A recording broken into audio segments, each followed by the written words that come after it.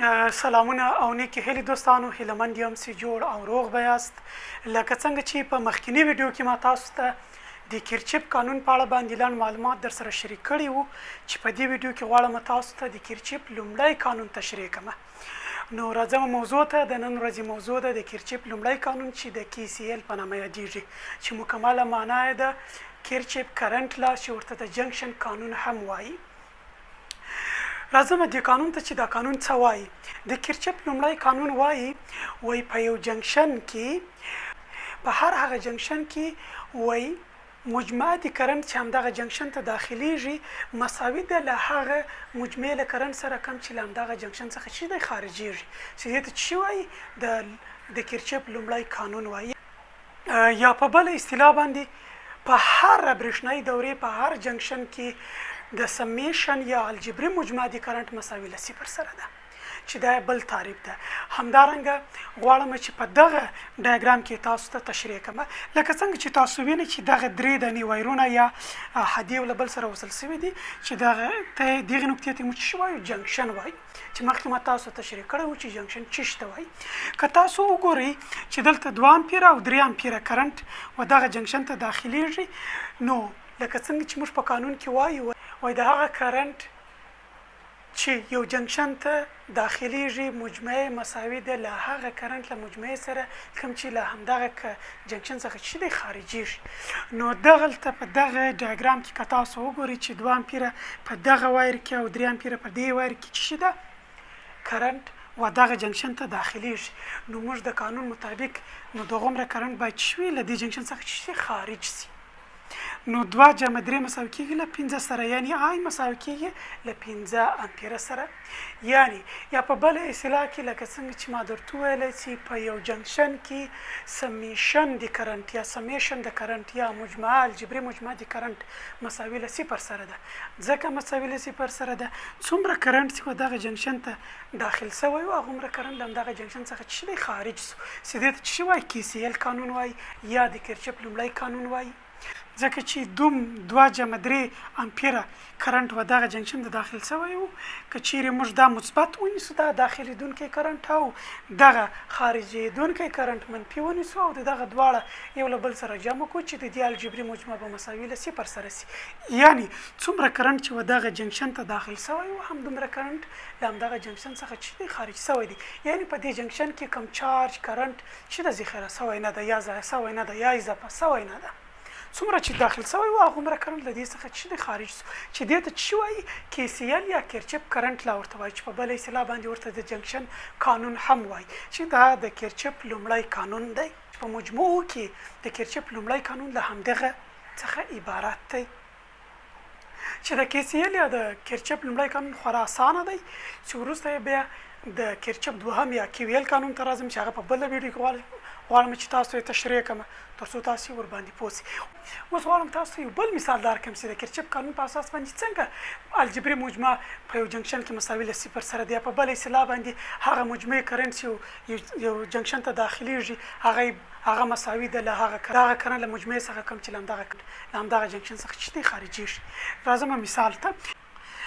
اوس راځم مثال ته. غواړم چې په دې مثال کې تاسو نور هم واضح کړم تر څو تاسو ورباندې ښه پوه شئ څنګه په یو جنکشن کې الجبري مجموعه د کرنټ مساوي له صفر سره ده، یا په بله اصطلاح یعنې د دغه قانون په اساس باندې لکه څنګه چې وایي څومره کرنټ چې و دغه جنکشن ته داخلیږي هغه مساوي دی له هغه کرنټ سره کوم چې له همدغه جنکشن سره چې دی خارجیږي.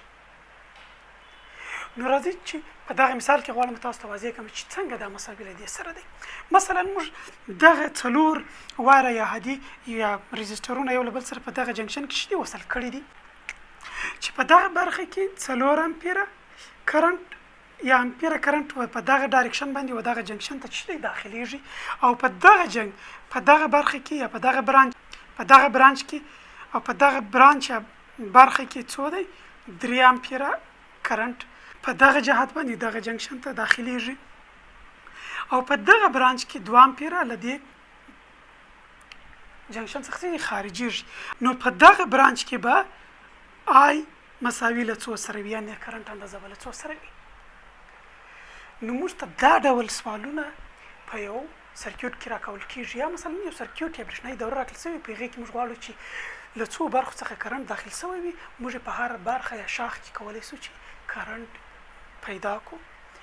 نو موږ په دې قانون کې ویل دي چې څومره کرنټ یو جنکشن ته داخليږي هغومره کرنټ له همدغه جنکشن څخه څه دی خارجيږي، یا په بله اصطلاح باندې د داخلېدونکي کرنټ مجموعه مساوي ده له هغه خارجېدونکي کرنټ له مجموعې سره، یا په بله اصطلاح باندې موږ وایو چې په یو جنکشن کې الجبري مجموعه د کرنټ مساوي له 0 سره ده. اوس راځم دغه ته چې دا تاسو ته معلومه کړم. مثلا موږ د دې لپاره موږ یو معادله جوړو یا مساوات رامنځته کوو. مثلا په دغه سرکیوټ کې یا په دغه کنیکشن کې چې دغه موږ یو جنکشن لرو، څلور وایرونه یا هدیې له بل سره وصل شوي دي، غواړو چې په دغه کې آی پیدا کړو. مثلا په دوو ډایرکشنونو یا په دوو یعنی په دوو شاخونو یا دوو جهاتونو کې موږ ته څو دی 4 او 3 امپیره کرنټ و دغه جنکشن ته داخليږي چې په یو کې 2 امپیره له دې څخه خارجيږي چې په دغه څلورم شاخ یا برانچ کې به څومره کرنټ له دغه جنکشن څخه خارجيږي چې دا باید دواړه مساوي له دې سره وي. اوس راځم د دې حلولو ته. مثلا 3 جمع 4 مساوي ده له 2 جمع آی سره. اوس راځم چې آی پیدا کوو. د آی د پیدا کولو لپاره نو دا مساوي کېږي 3 جمع 4 مساوي کېږي له 2 سره چې مساوي کېږي له 2 آی سره. اوس غواړو چې د آی قیمت پیدا کړو چې یعنی په آی برانچ کې به څومره کرنټ شوي جریان لري. نو موږ له دغه څخه رابطې څخه لیکلی سو چې آی مساوي کېږي یعنی آی مساوي کېږي له 15 امپیره سره. نو په دې کې به د آی مساوي سي له 15 امپیره سره. اوس که چیرې موږ دغه داخلېدونکی کرنټ مثبت ونیسو او خارجي کېدونکی کرنټ منفي ونیسو، دا هم سره جمع کړو، مثلا 2 جمع 15 مساوي کېږي له 2 سره او دا هم جمع کړو نو به مساوي سي. نو موږ لیکلی سو چې 3 جمع 4 مساوي کېږي له 2 جمع 15 سره. موږ ویلو چې دا منفي دی، یعنی نو راځم دې ته که چیرې 3 جمع 4 موږ مثبت ونیسو او 2 ماینس 2 جمع 15 موږ څه وکړو منفي ونیسو. که چیرې موږ دا سره جمع کړو نو دا خو څه ده دا مثبت 9 دي او دا منفي 9 دي، دا یو له بل سره څه کېږي یو له بل سره له منځه ځي، نو دا مساوي کېږي له 0 سره. نو دلته به سبمیشن اف کرنٹ مساوي سي له څو سره له 0 سره، یعنی الجبري مجموعه د کرنٹ مساوي له 0 سره ده. دا په مجموع کې د کرچپ لومړی قانون بیانوي یا د کرچپ لومړی قانون عبارت له دغه څخه دی،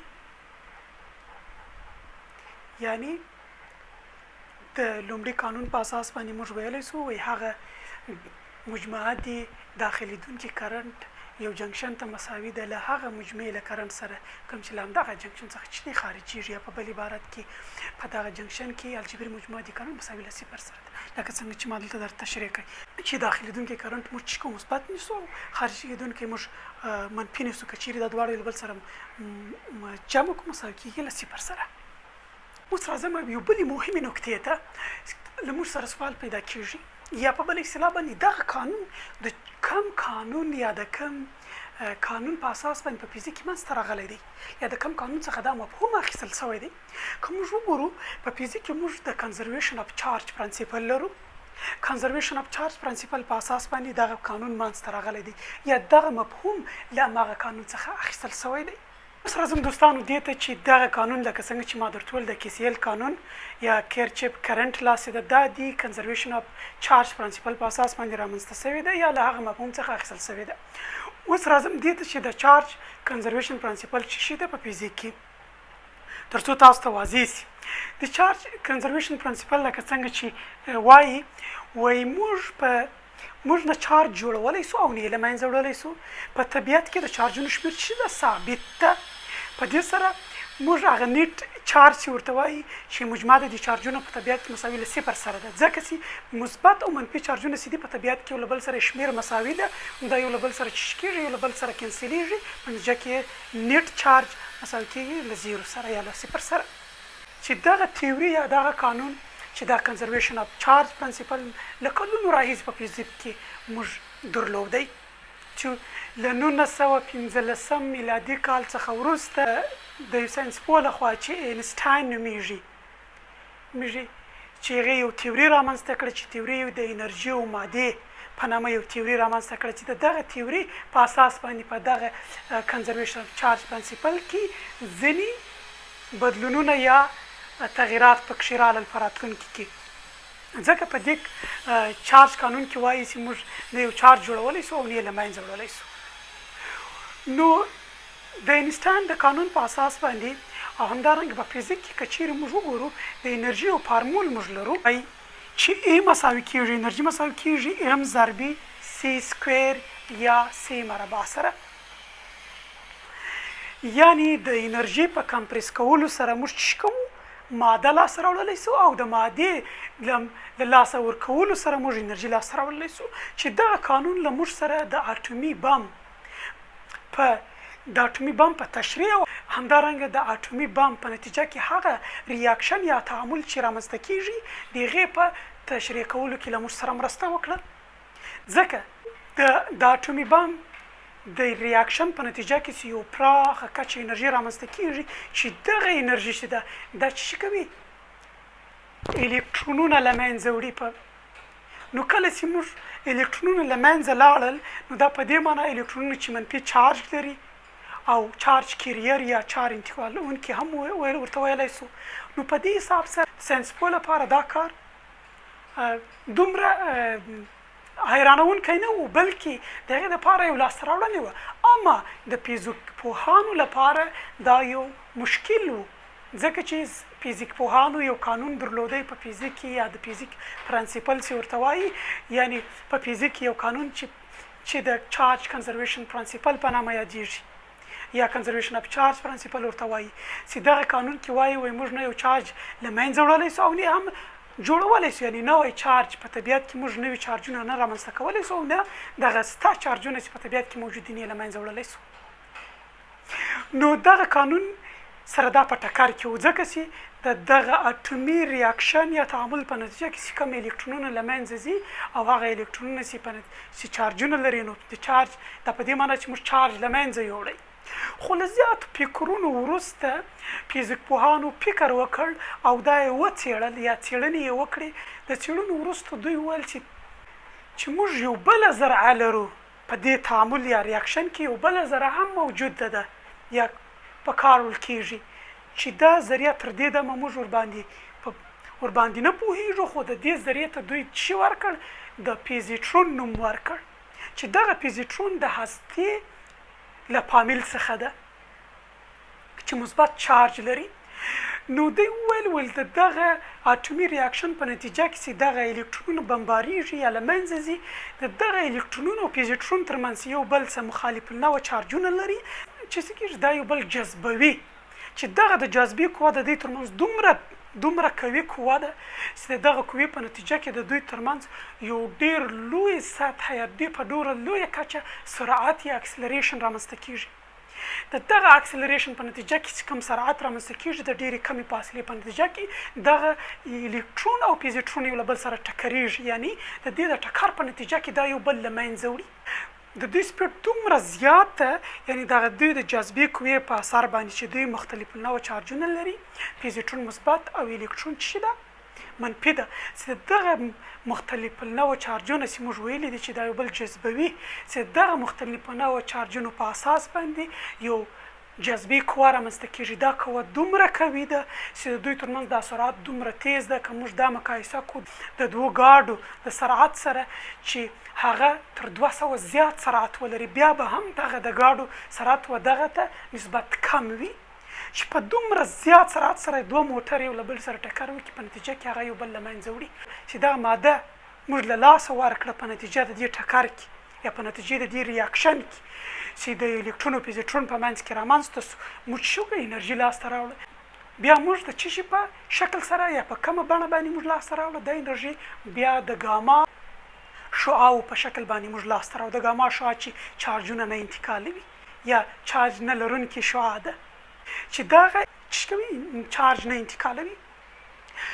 نو په همدې اساس باندې بیا موږ دوه نورې پروسې چې یو د انهیلیشن پروسه ورته وایي یو انټي انهیلیشن ده یا ورته د پیر پروډکشن پروسه وایي چې د دغه دوه پروسو په اساس باندې موږ بیرته دغه قانون څه کړ تر څو دا قانون ثابت کو چې دا قانون تر کومه حده پورې ثابت او صحیح ده چې دغه انهیلیشن چې ما درته وویل چې په اټومي ریاکشن کې د الکترون او پوزیټرون ریاکشن تر څېړنې لاندې ونیوئ چې په نتیجه کې ما درته وویل چې یو لوی انرژي رامنځته شوه.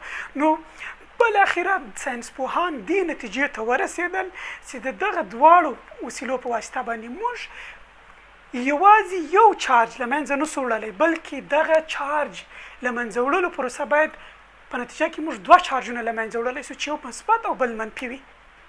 یعنی انډیویژولي موږ یو چارج له منځه نشو وړلی، یعنی په یوازې ډول یا په انفرادي شکل باندې موږ یو چارج له منځه نشو وړلی، بلکې په جوړه یا په دوهګوني شکل باندې یعنی دوه چارجونه موږ په چې یو مثبت او بل منفي موږ کولی شو له منځه یوسو د انهیلیشن پروسې په اساس باندې. یعنی په دې سره موږ ثابت کړي د چارج کنزرویشن پرنسپل. نو هغه چارجونه چې دغه پروسو په واسطه باندې له منځه ځي په طبیعت کې، نو که چیرې موږ هغه دوه چارجه له منځه یوسو، یعنې له دې مخکې موږ که چیرې سل مثبت چارجونه او سل منفي چارجونه ولرو، نو دغه سل منفي او مثبت چارجونه به یو له بل سره شوي کینسلوي، په نتیجه کې نټ چارج مساوي کېږي له صفر سره. نو همدارنګه که چیرې موږ دوه چارجونه په طبیعت کې له منځه یوسو، نو موږ 98 چارجونه مثبت او 98 منفي لرو چې بیرته دغه نټ چارج مساوي کېږي له صفر سره، لکه څنګه چې موږ د کنزرویشن اف چارج پرنسپل کې ویلي وو په فزیک کې. نو له دې څخه موږ دا لاسته راوړو چې موږ په انفرادي شکل باندې یو چارج له منځه نشو وړلی، بلکې موږ منفي او مثبت چارج دوه چارجونه باید له منځه یوسو. په طبیعت کې هم یې له منځه وړلی سو، هم یې رامنځته کولی سو. چې دا وو د چارج کنزرویشن پرنسپل په اړه باندې لاندې معلومات. نو په همدې اساس باندې موږ ویلی سو کله چې هغه مجموعه د کرنټ یو جنکشن ته داخلیږي، په هغه اندازه باندې کرنټ هم دغه جنکشن څخه څه دی دا خارجیږي، یعنی چارج نه اضافه کیږي او نه هم په دغه جنکشن کې ذخیره کیږي، نه په هغې کې زیاتوالی او کموالی راځي. څومره چارج چې موږ یو جنکشن ته ورکړی ده په هماغه اندازه موږ چارج د دغه جنکشن څخه چې ده خارج سوی ده. نو په همدې اساس باندې KCL یا د کرچپ لومړی قانون رامنځته سوی دی، یا له دغه کنزرویشن اف چارج پرنسپل څخه چې دی اخیستل سوی دی. نو ځکه هم موږ ورته وایو د کرچپ کرنټ لا یا جنکشن لا ورته وایي، یا چې دا د کرچپ د لومړي قانون په اړه باندې لاندې معلومات، لکه څنګه چې ما درته وویل چې دا قانون د کنزرویشن اف چارج پرنسپل په اساس باندې منځته راغلی دی او د هغه مفهوم څخه اخیستل سوی دی. ما چې مخکې درته تشریح کړي چې چارج کنزرویشن پرنسپل څه شي ته وایي. دا لاندې معلومات د کرچپ د لومړي قانون په اړه باندې خدای دې وکړي چې تاسو یو څه ورڅخه زده کړي وي، چې په بل ویډیو کې غواړم تاسو د KVL قانون په اړه معلومات شریک کړم. له هغې څخه وروسته بیا د دغه KVL او KCL په اړه باندې غواړم تاسو ته ځینې مثالونه حل کړم تر څو تاسو ورباندې لا ښه وپوهېږئ. خدای دې وکړي چې تاسو له دغه معلومات څخه یو څه زده کړي وي. نو دغه زموږ ویډیو له خپلو ملګرو دوستانو سره شریک کړئ تر څو دغه معلومات زیاتو خلکو ته ورسیږي. همدارنګه زموږ د یوټیوب چینل در سره سبسکرایب کړئ، یعنی همدارنګه زموږ دغه ویډیو در سره لایک کړئ تر څو ستاسو په لایک کولو سره دغه ویډیو د یوټیوب د لارې نورو کسانو ته وړاندې شي او ورسیږي، او زموږ سره د دغه ډول معلوماتو په رسونه او شیرولو کې مرسته وکړئ. ډیره مننه دوستانو، ښه وخت ولرئ.